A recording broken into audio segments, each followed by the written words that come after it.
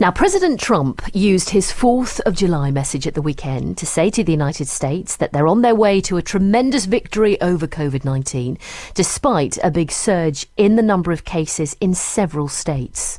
We were doing better than any country had ever done in history, and not just us, any country. And then we got hit with this terrible plague from China, and now we're getting close to fighting our way out of it. Our country is coming back. Our jobs numbers are spectacular. A lot of things are happening that people don't quite see yet, but you'll see over the next couple of months. But I just want to wish everybody a really happy 4th of July. We're on the way to a tremendous victory. It's going to happen, and it's going to happen big. Well, while many Independence Day events were cancelled, it didn't stop crowds from flocking to beaches and thousands of residents letting off fireworks despite a ban. Now, to top it off, Kanye West suggests he's going to run for president. Well, Peter Chowka is a political journalist based in Seattle in Washington. Morning, Peter. Hello. Good morning, Claire. Thank you for inviting me to join you today. Great to have you on the show. In terms of the 4th of July celebrations, what were they like, Peter? Did people respect the safety measures? Claire, it depended on the state one is in, because all 50 states have different levels of reopening after the coronavirus, and it's a really, really big holiday.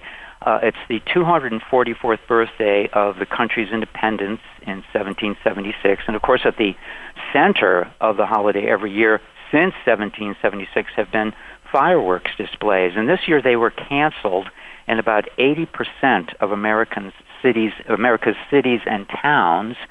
But, as you've noted, many, probably tens of thousands of Americans individually set off fireworks, particularly in the state of California, where the governor had banned them.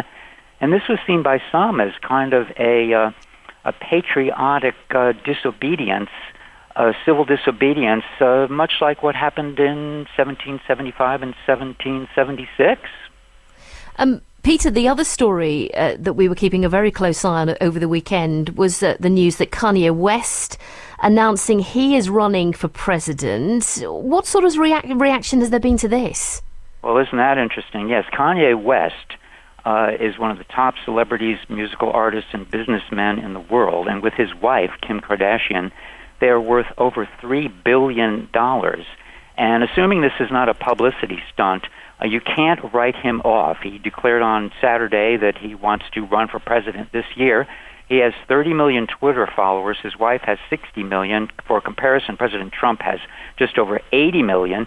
And the Democratic challenger, Joe Biden, has less than 7 million. So Kanye West could be a major factor. He could become a spoiler. He might siphon votes from Democrat Joe Biden and therefore help President Trump win re-election. And there's some evidence of how this happened in the past. In the year 2000, Ralph Nader, a progressive, ran challenging Al Gore and soon-to-be President Bush the Younger. And even though he got only a few million votes, he basically threw the election to George W. Bush. And Kanye West, if he actually goes through with this, could be the wild card this year. He has an unbelievable social media presence. And who knows, just like Donald Trump did in 2016, this might be translated into political power. But just let me add as well, an independent candidacy in the United States for president is anything but easy. It's hard to get on the ballot in all 50 states, and it's already too late for a new candidate to file in some of the states. And the most successful example of an independent candidate was in 1992, the billionaire Ross Perot, and I covered his campaign that year.